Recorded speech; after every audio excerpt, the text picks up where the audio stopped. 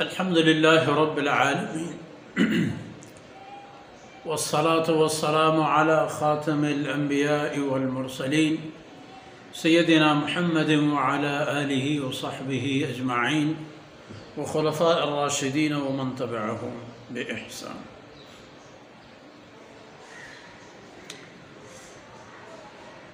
أعوذ بالله من الشيطان الرجيم. خلق السماوات والأرض بالحق وصوركم فأحسن صوركم وإليه المصير. يعلم ما في السماوات والأرض وما تسرون وما تعلنون والله عليم بذات الصدور. سبحانك لا علم لنا إلا ما علمتنا إنك أنت العليم الحكيم. رب اشرح لي صدري ويسر لي أمري واحلل عقدة من لساني يفقه قولي واجعل لي وزيرا من أهلي رب زدني علما وارزقني فهما. ثم أما بعد. گرامی قدر بھائیوں، بہنوں اور پیارے بچوں، آج ہم اپنے معمول سے ہٹ کر پروگرام کر رہے ہیں. جگہ بھی کچھ تبدیل سی نظر آ رہی ہے. معذرت چاہتا ہوں، اس کا وجہ بارشوں کی وجہ سے بجلی کا انقطاع اور طویل انقطاع، تو اس لیے تاریکی کی وجہ سے ہمیں جگہ تبدیل کرنی پڑی. اور چونکہ کوشش یہی ہے کہ تسلسل نہ ٹوٹے، اس لیے مجبوراً فی الحال یہ جگہ کچھ طبعی روشنی سے مالا مال ہے. سورج کی روشنی کچھ آ رہی ہے، اس لیے یہاں بیٹھ کر آپ سے مخاطب ہوں. سورہ تغابن کا دوسرا درس، خلق السماوات والارض. یہ اللہ کی ذات ہے جس نے پیدا فرمائے آسمانوں کو اور زمین کو. آسمانوں، سماوات، بہت سارے آسمان، 7 طبقات ہیں آسمان کی، جن کی قرآن کریم نے 7 سماوات طباقاً فرمائے.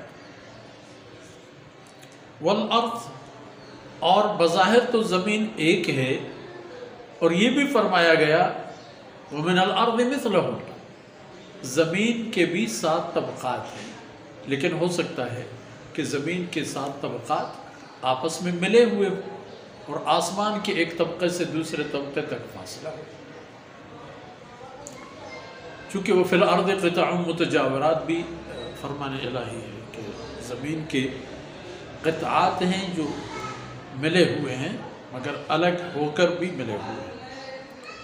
تو فرمایا خلق السماوات والارض بالحق. ایک تو یہ کہ آسمانوں اور زمینوں کو پیدا فرمایا ایک مقصد کے تحت، ایک کمال اور ایک بہترین کارنامے دکھانے کے لیے. اگر دیکھیں کیا کیا عجائب ہیں آسمانوں میں، کیا کیا عجائب ہیں ان کے بیچ میں، اور کیا کیا عجائب ہیں زمین میں. آسمان کو بھی بالحق، یعنی اپنے ایک مقصد دے کر کے ان کو پیدا فرمایا. اور بالحق یہ بھی ہے کہ ان کے ذریعے سے حق کا بول بالا کرنے کے لیے اللہ نے یہ سارا نظام بنا دیا کہ یہاں مخلوقات کو لا کر آباد کیا اور انسان کو لا کر وسایا اور انسان کو یہاں بالادستی دی اور انسان کو فوقیت دی اور انسان مخلوق سمیت سب کو بتا دیا کہ انصاف سے رہا کرو، ایک دوسرے کے حق مت مارا کرو، ایک دوسرے کو دبانے کی کوشش مت کرو، زندگی کے راستے ایک دوسرے کے لیے بند نہ کرو، اور جیو اور جینے دو کے اصول اپنا، اور جو اچھا ہے اسے لے لو، جو برا ہے اسے چھوڑو. مگر یہاں انسانوں نے انسانوں پر ظلم کیا، حیوانات نے حیوانات پر ظلم کیا. نتیجہ تو پھر یہی ہوگا کہ قیامت کے دن سب کے سب سے محاسبہ ہو.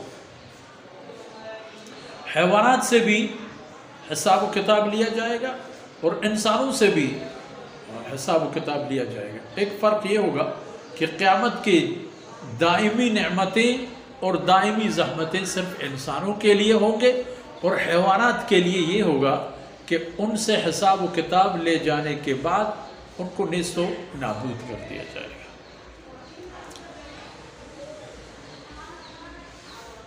تو یہ اللہ کی شان ہے. وَصَوَّرَكُمْ فَأَحْسَنَ صُوَرَكُمْ. اور اللہ رب العزت نے تمہیں ڈیل ڈول دے دی، رنگ ڈنگ دے دی اور بہترین ڈنگ دے دی. ہر انسان اللہ نے ایک حسن خاص سے مالا مال فرمایا ہے. قوموں کو دیکھ لیں، مجموعی طور پر قوموں کے اعتبار پر بھی ہر ایک کا حسن دوسرے سے الگ. افراد کو دیکھیں، وہاں بھی یہی تقسیم.